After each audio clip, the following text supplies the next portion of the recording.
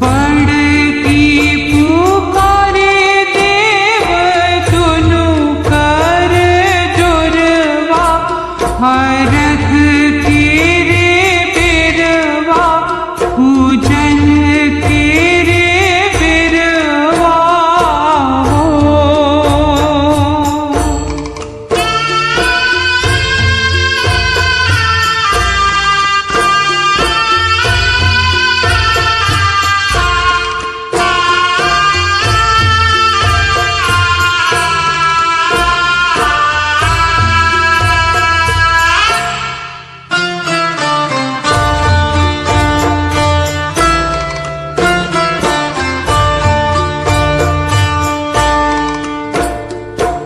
बाँझिन पुकारे देव दुनु कर जोरवा, हरख के रे बिरवा, पूजन के रे बिरवा हो।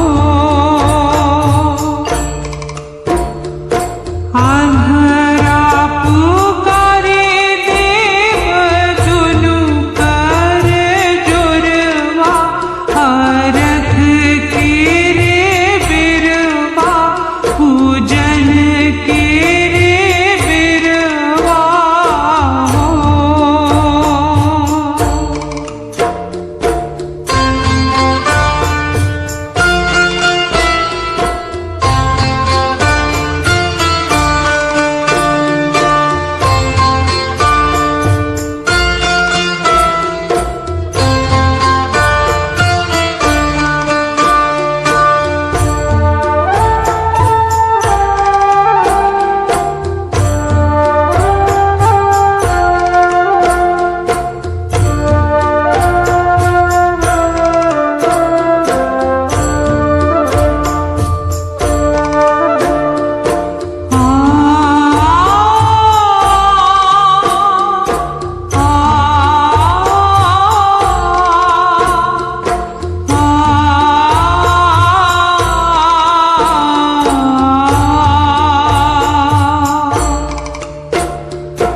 निरखन पुकारे देव दुनु कर जोरवा, हरख के रे बिरवा, पूजन के रे बिरवा हो। कोहिया पुकारे देव दुनु कर जोरवा, हरख के रे बिरवा, पूजन के रे बिरवा हो।